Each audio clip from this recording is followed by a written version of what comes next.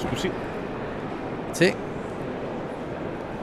Siamo qui con Corrado Lopresto, rinomato collezionista che ci dà lustro nei concorsi di eleganza internazionali. Avremmo una domanda immediata da farle, anche se magari già chi la conosce potrebbe sapere la risposta. Conservato o restaurato?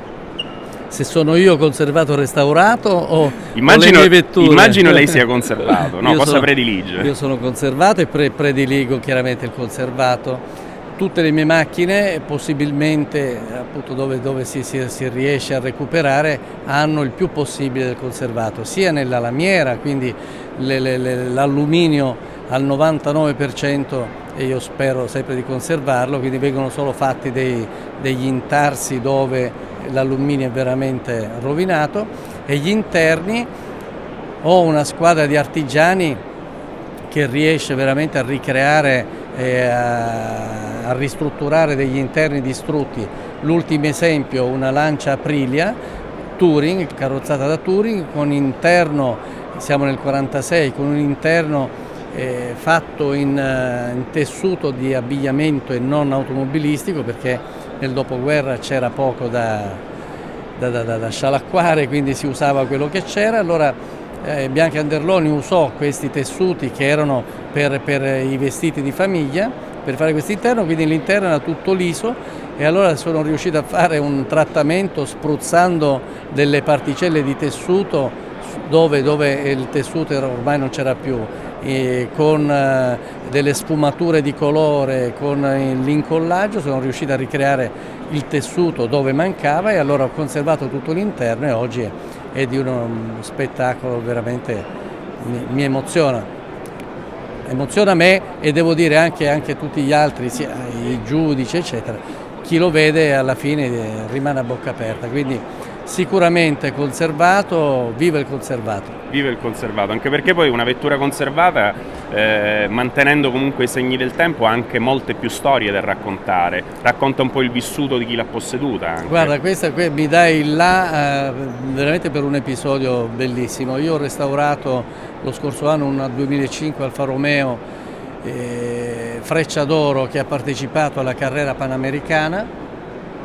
Era la macchina di Bonetto morì l'anno dopo con una Lancia, è andato a sbattere, volò e andò a finire al primo piano di una casa che c'era lì subito dopo il Dosso, e allora il figlio, che ho invitato a vedere la macchina, la guarda fuori e poi entra dentro e non usciva più.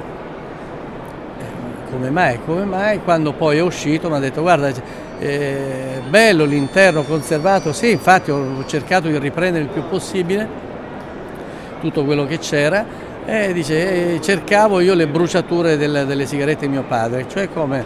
Sì, perché mi raccontava Bonini, che correva con Bonetto, che urlava a mio padre non fumare, perché qui saltiamo in aria, perché c'era un serbatoio supplementare di 100 litri sul divano posteriore. Questo continuava a fumare, la paura di Bonini era di saltare in aria, quindi lui dopo 70 anni è andato a vedere la macchina e cercava le bruciature e le ha trovate, e quindi l'emozione, ti lascio immaginare la sua emozione nel rivedere questo episodio, e quindi per fortuna non ho rifatto l'interno, che poi sempre diciamo rifatto con le stesse stoffe, stessi tessuti, ma chiaramente non è mai come quella fatta all'epoca, ma avremmo perso un episodio del genere. Comunque è molto bello anche tutta l'aneddotica legata al mondo dei gentleman driver, perché rispetto magari ai piloti contemporanei sono più umani, con i loro limiti, con le loro passioni e anche con i loro vizi in questo caso. Sì, indubbiamente. Mi raccontava sempre Bonetto di suo padre, di episodi con Fangio in trattoria a Monza, che raccontava: io faccio la parabolica in pieno, vabbè, ma nessuno di loro, Bonetto e tutti gli altri piloti, ce la faceva. Dice: ma come fai? Sei un cacciaballe. Insomma, poi il giorno dopo hanno fatto la scommessa e lui ha provato, e Fangio è riuscito a fare in pieno la parabolica, ma si è accorto Bonetto che lui faceva in pieno la parabolica con un piede però sul freno per stabilizzare la macchina, ma lo faceva in pieno. e allora quindi gli dava del cacciaballe, quindi ecco tutti questi aneddoti carinissimi di quel mondo che ormai è sparito. Corrado Lopresto, un'altra domanda sempre sul mondo delle vetture storiche, naturalmente, rimaniamo in tema. Come pensa che possa evolversi nei prossimi 20 anni il mondo dell'auto storica? Ma io ho visto l'evoluzione di questi ultimi 20, perché io ormai colleziono da quando avevo 16 anni, quindi ho superato i 40 anni di collezionismo. Io ho comprato la prima balilla quando avevo 16 anni e quindi l'evoluzione c'è stata, è stata rapida, specialmente negli ultimi periodi grazie a internet. C'è stata questa accelerazione nella conoscenza, nei rapporti fra collezionisti, perché oggi in tempo reale si viene a conoscere l'esistenza di una macchina, di una vettura, di un aneddoto, ci si scambia sui blog, ci si scambia idee, eccetera. Ho notato una presenza sempre maggiore di giovani che conoscono tutto, sanno tutto e di tutti, ma proprio perché sono sempre lì a guardare, a chattare, a scambiarsi opinioni. E ho notato, altro aneddoto, ho notato proprio in centro, io abito in centro a Milano, e quando io provo le macchine le provo di notte quando non c'è nessuno, perché non ho tempo per andare, perdere giornate fuori, quindi la sera, il dopo cena, io mi faccio le prove delle mie macchine. L'ultima che dovevo andare in America è un 1750 Grand Sport, marmitta aperta, quindi un bel rombo incredibile.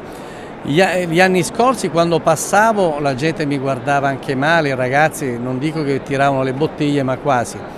Adesso cominciano a fare le ola in queste rotonde, in queste piazze della città, e addirittura col 1750 aprile mi hanno fatto fare 2 giri della piazza e con tutti questi ragazzi applaudivano, ma proprio perché capisci che c'è un'attesa e una vicinanza col mondo delle auto storiche che prima assolutamente non c'era.